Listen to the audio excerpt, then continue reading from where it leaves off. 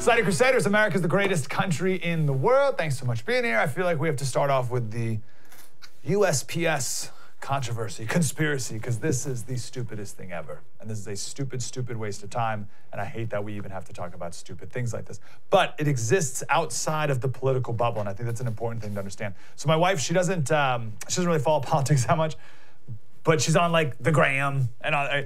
So when she gets hit with these things, that's when I know everyone else is getting hit with it, and it's not just existing inside of our little political bubble thing, right? And now they're having a hearing about this on Monday. So now the lamestream is going to pick this up and make a whole thing about it, and it literally is nothing. But it's just, the next made-up controversy of it all, right? So here's the bottom line. This whole USPS conspiracy, this is setting the stage for Trump's win, and then the left coming out and saying, oh, it was rigged. It was rigged. It was collusion. It was hacked. Same thing they did in 2016. Last time they blamed Russia. This time they're going to blame the post office. Now, to be fair, the right, Trump, is doing the same thing with mail-in ballots. Literally yesterday, Trump said, quote, the only way we are going to lose this election is if the election is rigged. Okay? Both sides are looking to make the election illegitimate. This is very bad. There's no precedent for this. Remember we talked to the historian on our special last week, and I said, is there any precedent to this? And he said, well, maybe 1860. That's not a good precedent. I cannot express enough how awful November 4th is going to be. I try to only do this like once a week, maybe twice a week, certainly on the radio show. I don't hear anyone else talking about how awful November is going to be. I would say it nonstop for the next 2.5 months. For no other reason other than no one else is. November 4th is going to be an awful day and time and period in American history. I promise you, there is no way it's going to be a day we're proud of. That's for sure. Every time there's an election, like transition of power, and the president gets on Marine One, which isn't Marine One anymore, and he flies off into the sunset. We say, oh, isn't this great? We pat ourselves on the back that we live in America, blah, blah, blah. That ain't happening. But that whole thing, I'm proud of America thing isn't going to happen here in November. There's no way that it even neutrally at an okay time. It's going to be terrible, no matter who wins. It's going to be a dangerous, awful time. But anyway, no one wants to hear that. So on this, both sides are laying the foundations to claim the election as illegitimate. So this is famed political commentator Taylor Swift. And again, this is what I mean by outside of the bubble, right? Trump's calculated dismantling of USPS proves one thing clearly. He's well aware that we do not want him as our president. He's chosen to blatantly cheat and put millions of Americans' lives at risk. Lives at risk. In an effort to hold on to power. Donald Trump's ineffective leadership gravely worsened the crisis that we're in, COVID, and now is taking advantage of it to subvert and destroy our right to vote and vote safely. Request a ballot vote early. Emily Larson at the Washington Examiner had a good line. She said, listen, I know Taylor Swift's all outspokenly political and everything, but it's kind of weird to see her tweet about the USPS in a kind of beltway tone that sounds like something from a Democratic Party fundraising email. And it definitely does, right? Like that is a weird tweet. And I would not be surprised if there was money exchanged to, I guarantee you, that did not come off the top of her old dome piece. All right, Taylor Swift wasn't writing a song, and then all of a sudden she's like, you know what? I'm going to talk about how Trump is blatantly cheating, lives at risk, ineffective, gravely worsened, taking advantage, subverting, destroying. Right? It's got all the trappings there of just a Democratic hack piece. And perfectly vague, too, which is what every conspiracy theory wants. So here's the deal. The argument from the left is that Trump put one of his lackeys in charge of the USPS, and they are systematically dismantling the capacity of the U.S. Postal Service so that ballots cannot be delivered on time to the ballot station or registrar's office or whatever. Okay? So that's the claim from the left. It's the stupidest thing I've ever heard. One point from the left is that the new head of the post office is someone with financial interests in competitors. I haven't heard any examples of that, but they say there's a conflict of interest there. They also say he's the only postmaster general who's never worked at the post office. Now, they claim that's a bad thing. I look at that and I think, well, good. That's about time. Now, he used to work at XPO Logistics. I don't know if you pronounce it funny or not. We've all seen that logo before of XPO Logistics. It's a huge company, $16 billion in revenue. He was the CEO. It's not like he was some guy. He was the CEO of the whole thing. It's a massive supply chain company. So it makes a lot of sense to hire that guy, right? Put an outsider in to try and keep the post office afloat. He was unanimously approved by the postal Postal Service Board of Governors too, right? So it's not like a coup taking over the post office. The post office is like, oh yeah, let's try this guy. Right? So that's about him. We're also seeing these hilarious pictures now. Well, here's the one. This one's from Jamie Lee Curtis. Do we have her quote? She said, "I swear, in broad daylight, the driver of the red truck has a red cap on with white letters. Conspiracy! Outright attempt at stealing the election by denying the access of the post office." And here's the picture. Look at the picture. It's a truck on the back of a flatbed, like a truck, right? Like that's, like what's your claim here? We're 2.5 months from the election. What do you think? Like all the ballots are on that truck? Like what? Surely the truck broke down. They're moving the truck from one place to another. Like what kind of ridiculous claim is that? All right, here's another one. The USPS is literally backing up trucks to mailboxes and taking them away. Here are photos of mailboxes being decommissioned in Portland and Eugene, Oregon. Yeah.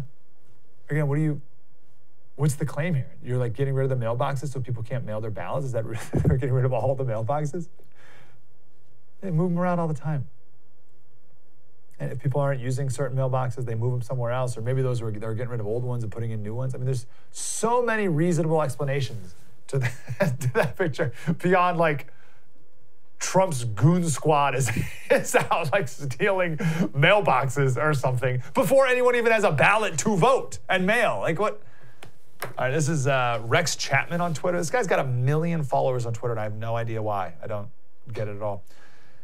He said, Burbank, California. In your entire life, have you ever seen a locked mailbox at the USPS? Now you have. A disgrace, an immediate threat to American democracy. Shame on them. Shame on the GOP. Again, 2.5 months out. I don't know what dots you're connecting here. Now, 2 seconds of searching, and you'll find an LA Daily News article about those boxes from 2016 that say, guys, can you throw that picture up one more time? The red part on the front of the slots there is to prevent theft. Right, so that's the part, that's where you just drive up, right? So that side of the mailbox, you just throw your letter in and it's in. So I guess at nighttime, people are reaching in and grabbing letters or something. Which, by the way, if you live in an area where people are stealing mail from the blue mailboxes, that's a bad sign of your neighborhood. Adam Carolla always had this joke about if you live in an area where the highway signs have barbed wire on them, to prevent people from climbing them and graffitiing them, like that's a bad sign. And LA is full of these signs. All across all the highways of LA, they have barbed wire over all the fences, right? The place is a hellhole. And that's a good sign. Similar kind of thing with, I think we have a picture of one of these barbed wire. There you go, right? Like that to prevent people from graffitiing, right? So same thing here. Like if you're living in an area, anyway. So people are stealing mail. So when the post office is closed, like when that picture was taken on a Sunday, they put the locks over them so people can't steal mail out of them. And it's like that all over Southern California. But no, it's Trump's goon squad. Oh no, I can't vote in August. The other side of those same mailboxes have the old-fashioned door that you pull down, you put your letter in, and then you close the door and it slides in the mailbox, right? And that's open all the time, even when it's closed, because you can't reach in and grab the mail. The other side just have your basic, right? Like, what are we talking about? This is the stupidest thing ever. So here's the bottom line. Does that make sense about the other side of the mailbox? Bottom lines. There is no massive conspiracy theory to, I don't know what, ruin the post office before the election. That's first. Second, any voter fraud or miscalculations or not counting ballots or ballot harvesting or whatever, all that's on the fault of the state registrar's office and the local registrar's office. The buck stops there. The federal government has nothing to do with the election. It's all in charge of the states and the counties. Third, both sides are laying the groundwork to claim an illegitimate election. It's going to be very, very bad. And this is the latest example from the left. That's all this is. And then finally, China and Russia are loving this. They are loving it. And they are only going, they maybe even have started this stupid controversy. Taylor Swift is a Russian agent. No. That's probably not right. But they may have started this somehow. But they're certainly picking it up. and running with it. They're sowing more seeds of discord. There's no about it. Proverbs 6:16 says there's 6 things that the Lord hates, 7 that are an abomination, or 6 things that the Lord detests, or whatever. And the 7th one is one who sows discord among brothers. We have a lot of sowers of discord. China and Russia are loving this all the way to election day and beyond. I'll leave you with this final point. USPS delivers every year 2.5 billion letters the week before Christmas. All right, the week before Christmas, they deliver 2.5 billion letters. There's 130 million registered voters. So if every single voter dropped off their ballot in the weeks before the election, that is a drop in the bucket of Postal Service ability, right? Capacity, right? 2.5 billion the week before Christmas and 130 million, that's if everyone drops it off. Like, this is no problem. The new Postmaster General, he could not slow down the mail that much if he tried. So don't pay attention to that stupid nonsense. And that was 11 minutes. 11 minutes of total waste of time. But now you can rebuke anyone who claims such ridiculousness. True story, Mike Slater, spread the word.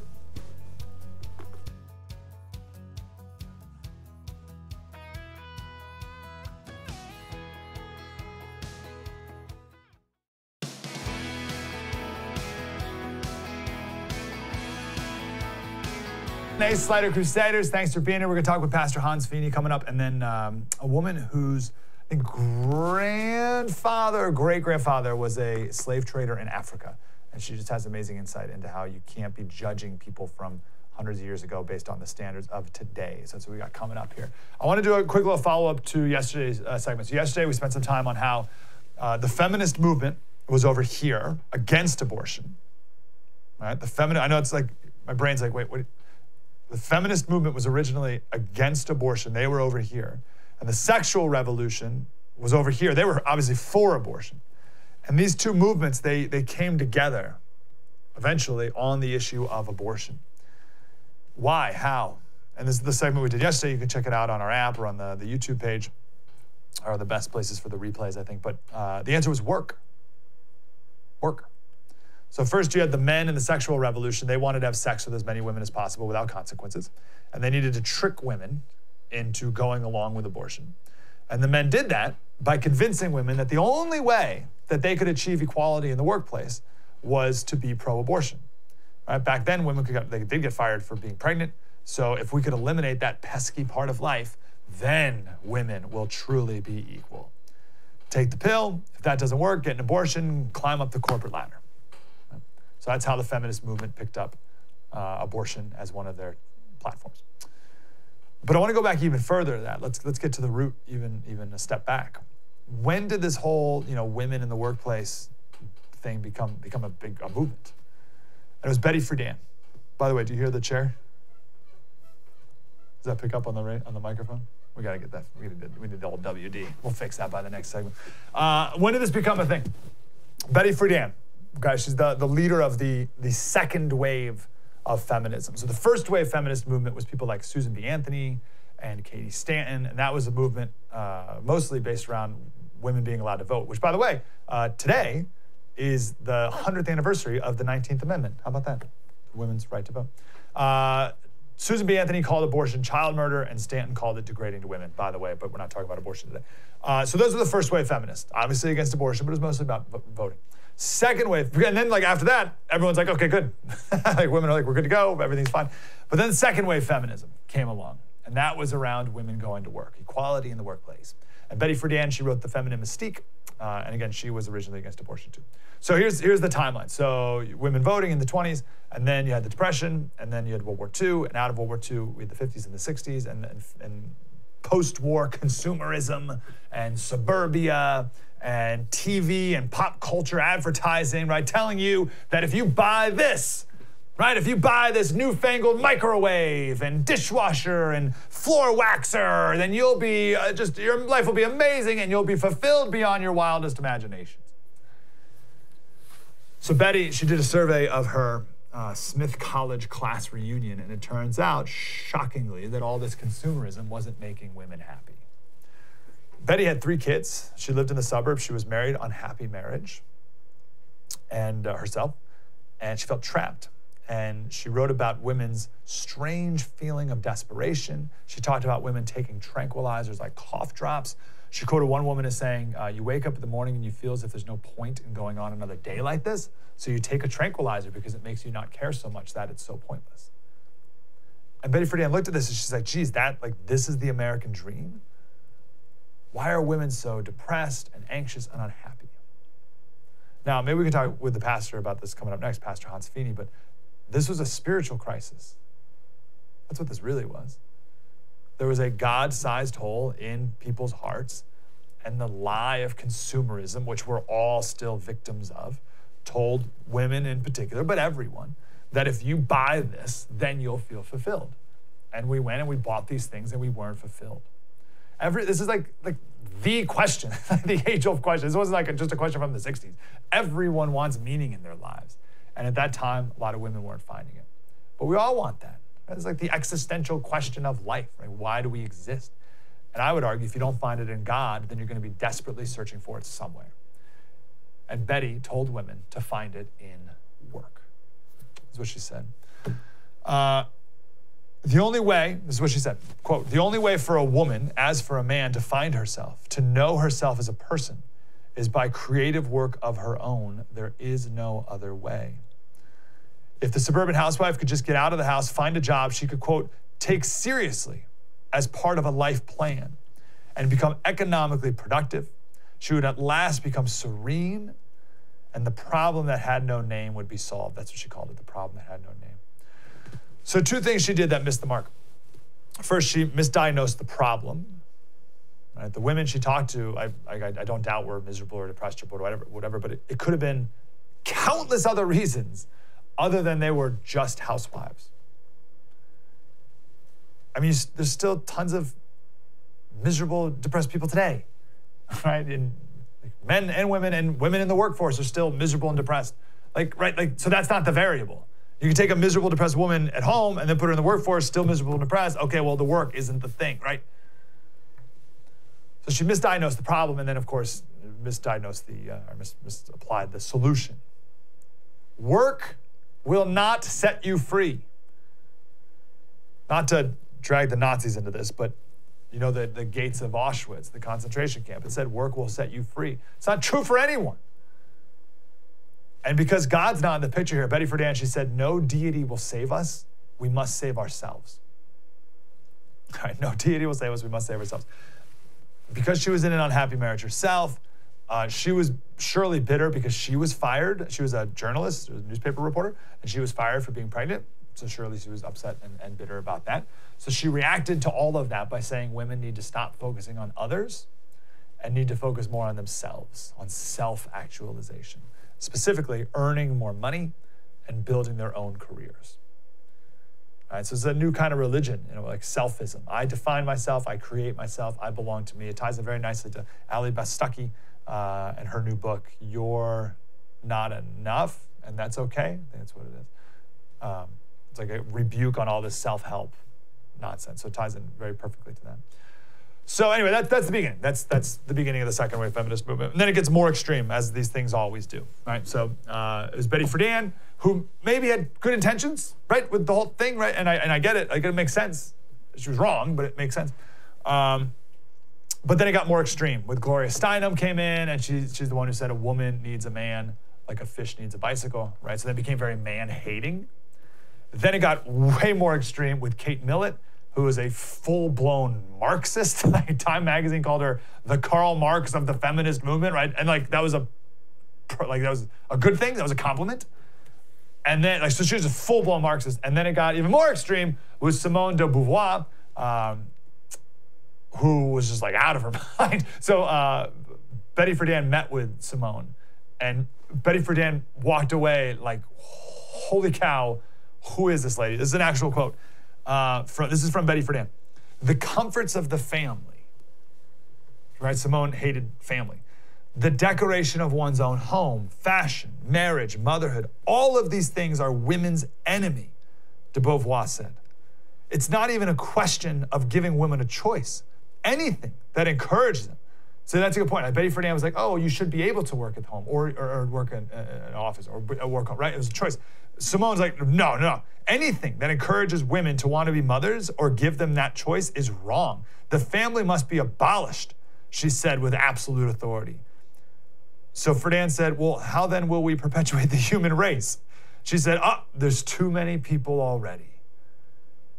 And Friedan said, am I supposed to take this seriously? So even Betty Friedan's like, what? Became too extreme for her. But people did take it seriously. And I think we're seeing the effect of it, a lot of it today. And it was all a misnamed solution to a misidentified problem. But it's one that's existed forever. What's the point of life? And the best that the feminists could come up with is work. All right, so there you go. There you go. So you got the sexual revolution and now the women's, right? Say that the women's meaning in life is work and sex, right? You combine those two. You get feminist movements say your meaning in life is work. You have the sexual revolution that says a woman's existence is sex, right? So the wholeness and beauty of womanhood, the crown of God's creation, has been reduced to work and sex. Nice job, 60s. Pastor Hans Feeney coming up next. Spread the word.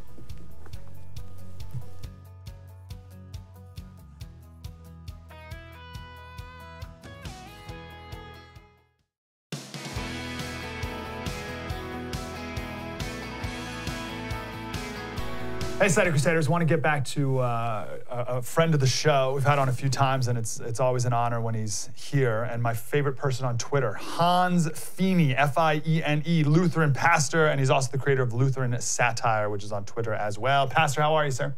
I'm good. How you doing? Good. The timing here is perfect. So I want to talk to you about something else and kind of just woke Christianity and intersectionality and everything coming in the church. But we just did a segment on second wave feminism and Betty Friedan, and the very short of it is how women were miserable and depressed in the home, so they needed to be liberated and find their true meaning and calling and purpose of existence in the workforce. And I believe there was a misdiagnosis of the problem and then a misdiagnosed solution. So what's your take on just this existential crisis that everyone has about the meaning of life, and can it be found in work?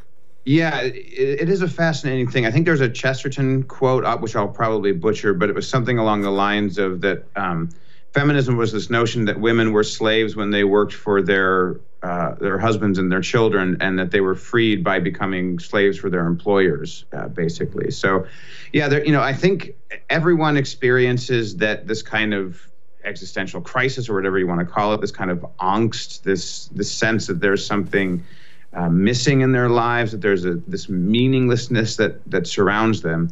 And so it's not a hard problem to diagnose, even though I do think that Betty Friedan is probably guilty of a sin that you frequently find amongst people, especially kind of like middle class-ish, upper middle class people, which is this notion that my experience is the universal experience of all of those who are who have lived a kind of a relatively similar life. So I'm a suburban housewife, therefore, and I've talked to all of my other suburban housewife friends, so therefore this must be the experience of all women, which I think is bad, and that tends to be a lot of times what you see in kind of cultural movements is, this is the bad experience that I had, this therefore is what it is for everyone.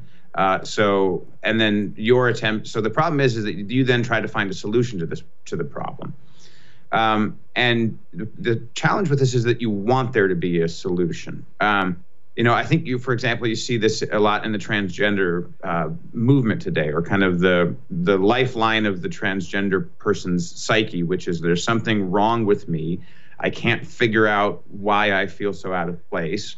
And then this idea comes along, oh, you're a woman trapped in a man's body. And you go, oh, okay, that sounds like it could fit. It never really fit in with guys, my age. I didn't feel like I was doing the same things that they wanted to do. I felt somehow out of place. And someone says, here's the solution to your problem. Here's the stuff that you can do. Here are the hormones you can take. Here's the surgery that you can have. And that's going to fix things. And so people do that.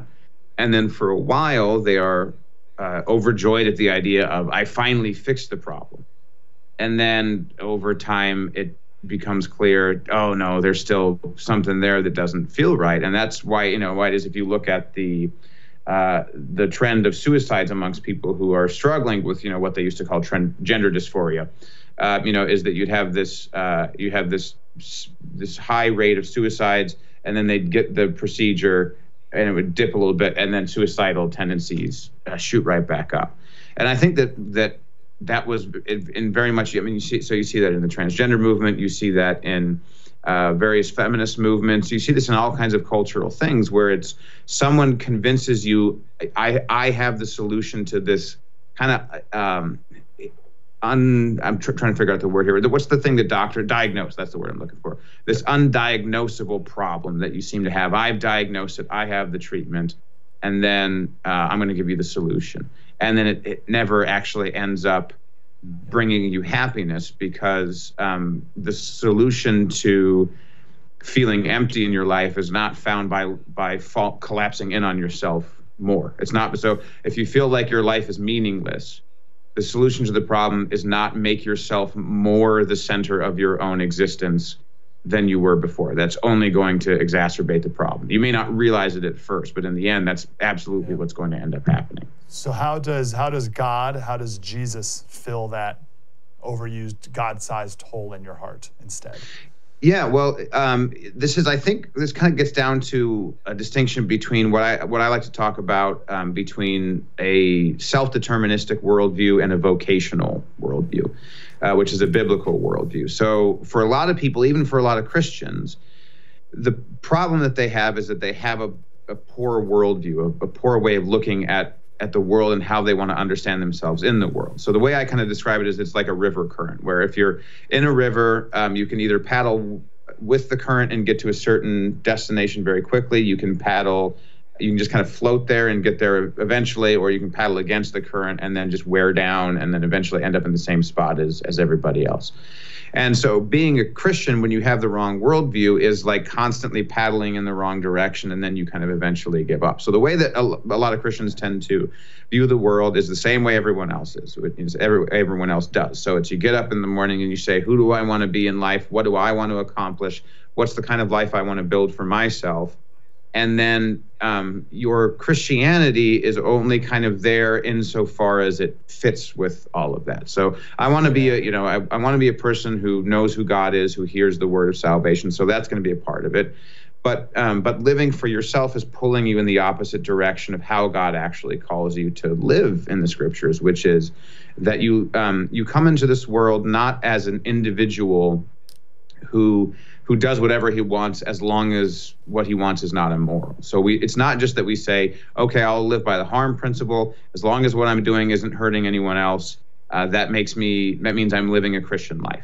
When in reality, the Christian life is you come into this world belonging to other people. You come into this world as a child belonging to your parents. You come into this world having very often brothers and sisters. You come into this world eventually getting married. You get married, you have children. You're a citizen. You have all of these various vocations that God has given you in life. And God has created you to actually find fulfillment in living out those vocations and serving other people. So that the greatest way that you serve God, beyond your prayers and beyond gathering to receive his gifts, is to serve God by serving your neighbor. This is a very kind of Lutheran way of thinking, especially because Luther was trying to get people out of that monastic mindset where they had the idea was, the only way you could be a good Christian was if you went and lived in a monastery and just, sat in a ditch, for 10, 12 hours a day saying prayers. And Luther's whole point was, if you look at the scriptures say that you lead a Christian life. You lead a Christian life by being a baker who bakes good bread that doesn't have poison in it and charging, a decent price for it. You are a faithful Christian by changing your children's diapers. You're a faithful Christian by, if you're a servant in someone's house, by doing your work well and without complaint. And when you live your life actually in service of other people, that's actually the most freeing thing in the entire world. This is to me one of my big complaints about the way that our culture talks about marriage, especially for men, where they talk about wives as the old ball and chain, and this idea that marriage is somehow slavery. Marriage is freedom. The idea that what marriage does when you get married and when you have children, what your wife is doing and your children are doing is they're saving you from this endless, meaningless existence where you're just chasing every whim that you have, where you're trying to figure out who you want to be, where you're trying to craft an identity for yourself that's never actually going to give you meaning and fulfillment. Marriage saves you from that. Marriage actually tethers you to something that's real and that matters. It's the greatest thing in the world. The idea that a 40-year-old guy who has the freedom to travel around the world but has no one to share his name, that man has, by the way, I said 40 like that was old, and then I just realized I'm going to be 40 in like 3 months. So I need to change my way. As opposed to me, a married man of 39 and 7/8 years old. But you get the idea there. The idea that, or to change the age is there. So a guy who's 50 who has never been tied down and, gallivants all over the world. The idea that he's going to find more meaning in that life than a 23-year-old guy who actually has someone to come home to at the end of the day, and who has someone to serve, and who has children that he can teach meaningful things to. That is an infinitely more meaningful and valuable life than the guy who's beholden to no one. So I mean, this is freedom in that sense. The idea of not being accountable to anyone is slavery. I mean, to be a grown man who has no obligations to anyone else in the world, that's being an orphan. That's not freedom. That's not belonging to anyone. And because God didn't create us to live in service of ourselves, we're not actually going to find fulfillment in service of ourselves. In the same way that when you look at, what does God want to do more than anything else? When you look at the thread of the scriptures, and it's all rooted in this promise of how Jesus, the Son of God, is going to come into the flesh. He's going to take on human flesh in order to be our brother and in order to win eternal life for us. So when God looks for fulfillment in being God, he doesn't do it by just exploding big things and so that he can show off in front of everyone and everyone can be amazed by how big and spectacular he is. He takes on human flesh in order to serve us, in order to love us, in order to be one with us. And if that's how the God who created the heavens and the earth is actually going to find fulfillment and joy by belonging to us, then it of course stands to reason that the way that we're going to find fulfillment and joy is belonging to him by belonging to one another. I only got 2 minutes. Let me share this quote. This is Betty Friedan. She said, "What gave us the strength and the nerve to do what we did in the name of the American women, the women of the world?" As you started off with. It was, of course, because we were doing it for ourselves. It was not charity for poor others. It's literally the exact opposite of what you just explained. Yeah. Well, that is the kind of the chief sin kind of baked into the cake of the American experience, which in many ways is wonderful and great. And I certainly do believe this is the greatest country in the world. Yeah. But we do have that thing rooted in us, and this does come from a lot of Enlightenment principles, is the idea that the individual is the building block of society. And as long as that is your mindset, as long as your worldview is centered on I'm working towards my own liberation, my own freedom, my own fulfillment, you're never going to find any of those things. Yep. Let me ask you this, because I wanted to talk about intersectionality and kind of Marxism infused in the church. We'll have to say that for another day, but I'll just end with this because this ties in. What should our posture be as Christians in the next 2.5 months, and then in the chaos that's going to ensue after the election, when we may not even know who wins and what? Yeah. What should our posture be as a Christian? A little different than the world. Yeah, I mean, no one's going to enjoy it, right? So this is not going to be a fun couple of months, no matter what happens, it's like when a kid starts having a meltdown at the zoo. You're not going to get out of this thing well. It's just a matter of getting to where you need to get, but the whole process isn't going to be enjoyable. I think as Christians, what we certainly recognize is, we have a responsibility to serve our neighbors. I'm of the heretical view that you don't have a civic duty to vote. You have a civic duty to be a good neighbor. if you have the knowledge and the wisdom, and if you're familiar with the issues enough to vote, then yes, you should definitely vote, and you should vote in service of your neighbor. But I don't think people need to feel this obligation that they have to show up and vote for a bunch of names they've never seen before in order to be a good person. But I think primarily as Christians, so you weigh those vocational responsibilities as best as you can. You vote in service of your neighbor, in service of the weak, and the innocent. But primarily, this is like politics is like being on the ship with Jesus. You recognize that there's the storm raging around you, and while you are a part of this world, you don't really belong to this world. So in all of that, you recognize God's will is going to be done, whether he uses the results of this election to bless us or to discipline us, whatever that might be. In the end, we still belong to Christ through faith. Our sins are still forgiven.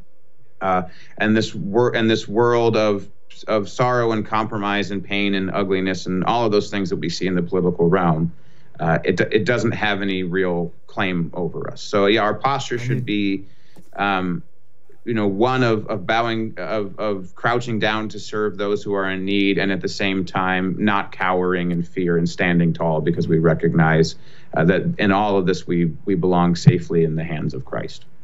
I love that. I need to hear that every day. Truly, I need to hear that every single day for the next at least 2.5 months. Pastor, always good to talk to you, brother. Appreciate you. Good to talk to you as well. Feeney, F-I-E-N-E, H-A-N-S-F-I-E-N-E on Twitter, everyone. Thanks, Pastor. Do it again. Thank you. All right, take care. True story. Mike Slater, spread the word.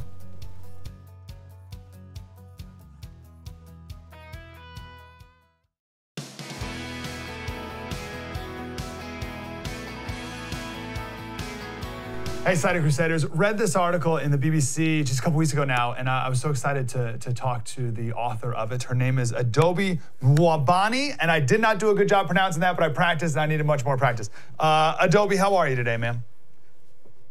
I'm fine, thank you. Thank you for having me. It's good to talk to you. Yeah, we only got a few minutes here, so I just want to, I wish we could spend more time to talk about the whole backstory, but the point is your great-grandfather was a slave trader in Nigeria. And I want to spend time talking about the conclusion of you telling that story, and I'm so grateful you told it, ma'am. Thank you. But the point of it was that we shouldn't be judging people from hundreds of years ago based off the standards of today. Why not? We'll just start there. Why should we not be doing that? I think referring to my great-grandfather's case in particular, these were men who lived in a society where inequality was totally alien to their beliefs, their religions, their norms, everything about their way of life, accepted slavery. Slavery was part of the culture. It had been even before the Europeans came to buy human beings from them.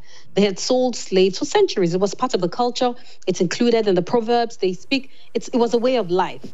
So Western, they were influenced by missionaries and Christianity and colonialism and colonialists, and eventually adopted beliefs, worldviews like all men are created equal. And that led to the change that we see. We're still struggling to accept today in this part of the world, because there's still some people, it's obvious in when you observe our society that not everybody accepts that all men are created equal. So those were completely radical worldviews at the time the missionaries and the colonialists came with these teachings, especially through Christianity. So to begin to judge my great-grandfather and people like him now based on worldviews that were completely alien to their societies, it's so unfair. There were all sorts of horrible things that happened then, which their traditional religion supported. For example, the killing of the multiple births were considered an abomination among the Igbo ethnic group of southeastern Nigeria. Twins, triplets, slaughtered at birth. It happened for centuries, continued until about the 1930s, when the missionaries brought it to an end. Human sacrifice was common all around West Africa, continued well into the 20th century. So slavery, as horrible as it is not necessarily the worst thing, the most horrid atrocity that took place in this part of the world. I consider, for example, my grandmother had a set of twin boys that were put into a pot and thrown away. So those horrible things happened. And so to begin to judge those people by today's standards, when there's been progress, evolution of thought, ways of life have transformed and improved, it's unfair, or it's unjust, not just unfair, it's unjust. Because we don't expect that sort of thing. The whole idea of evolution of thought is improvement, change. And so you don't begin to judge people from that past era by today's worldviews and today's laws.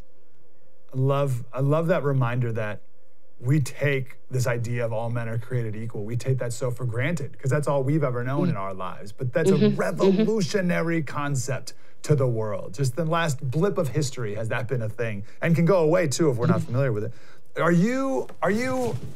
I don't know what the right word is. Are you angry at your great-grandfather? Are you bitter? Are you embarrassed by your great-grandfather? How do you personally think about this? You know, he was I just think he's a man of his times. He was a man of his times. At that time, people like him were considered heroes. He was seen as a hero by his people. And at that time, he was a hero. So to begin to, to cast him as a villain today, I don't see him as a villain, if that's what people want me to say. He's definitely not a villain. And then when you think that men like him were collaborated with the colonialists to bring about the change we now see, they were the men who were powerful enough to assist the missionaries in their work. My great-grandfather, for example, donated land for churches and schools. He provided security for missionaries to go into communities and begin the work of transformation that has led to the modern-day Africa, modern-day southeastern Nigeria, if I were to focus on my place. And then they did all those things. They collaborated with the Europeans, the colonialists and the missionaries especially, to bring about change. So I can't see him as a villain. No, the minute a worldview that was different from what his socialization process, when he encountered that and he understood that it was different and maybe he thought it was better, he collaborated for change. So I definitely don't see him as a villain. In fact, he's considered a hero in my part of the world, and I do think he is a hero. A man of his times. Those were the sorts of heroes we had at that time, and he remains a hero. Because if you cast all these men as villains, then we have no heroes left. All our heroes were in today's times plunderers, at least in my part of the world. That's what they did. My great-grandfather is respected in our region, especially because his presence protected his people, because he was so powerful. And, people couldn't just come into his region and steal slaves and, steal people and sell. He had steal people and sell off. So there were advantages of having men like him in our part, in the region. And he's considered a hero. Yeah. I think he still is a hero, whether or not he's somebody, he's not somebody I wake up in the morning thinking about and say, wow, I would love to be like that. No. But when I reflect on him in terms of the history of my part of the world, he is a hero. I think he still is, irrespective of what anybody in the United States thinks about him, irrespective of what descendants of slaves think about him. In my part of the world, he's considered a hero. I think he's a hero because he was a man of his time. What is your message to people in America today who are tearing down statues, judging George Washington and what used to be heroes in America, and not judging by the standards of their time? What's your message to people doing that? Well, I think that the people of America have the right to decide whether they want the monument standing or not. If you decide that you don't want the monument standing, go ahead and pull them down. If all of you decide that's what you want, I just wish the process were more democratic and less riotous. Because in my part of the world, there were times when, for example, the gods our community served, generations ago. When Christianity, the communities accepted Christianity, embraced Christianity, many of them came together and burned down the shrines that they had, the shrines of the gods that they had worshipped. My community, for example, changed our name completely because our name was linked to our past and our history and service of a god, like what is today known as a pagan god. We changed our names completely, but it was a process. We did it together. We agreed to burn down the shrines, and it's still an ongoing activity, an ongoing process in many communities. There's conflict in some communities. Some people say, don't burn down the shrines. We don't want to change our name. Some people say, you must change the names. You must burn down. So I think it's difficult to join the conversation in the United States because it's almost it's mob action. It's riotous. If all of you come together and by some process decide whether you want the monuments to stand or not, then go ahead. It's up to you. Yeah. But I'm just concerned about the fact that just some people are coming together in some form of, well, like I hear it's a protest, not a riot. Okay, protesting, whatever it's called, and then toppling the statues without consulting everyone. That's where I have a concern. If everyone is consulted and everyone decides we don't want this monument again, we don't want George Washington as a hero, then you go ahead and topple it if that's what you want. Because we have done similar things in our societies, and I understand that there are sometimes the entire society comes together and decides we don't want to be linked to this person anymore. We don't want to see this person as a hero. Yeah, but do it the right way. Adobe, I wish we could talk more. I'm so sorry we had such a short time. Let's do it again. I love your insight and your perspective, and I'm so grateful. Adobe Nwabani. Adobe, how should people read your article and get in contact with you? Well, I have my website, adobetricia.com. And then, of course, my article, My Great-Grandfather Sold Slaves, was published by the BBC, and a previous version, My Great-Grandfather Nigerian Slave Trader, by the New Yorker. Oh, good. Okay, good. It's all up there. All right, beautiful. Adobe, we'll talk again. Thank you so much, ma'am. Thank you. Thank you. Love that. True story. Mike Slater. See you tomorrow. Spread the word.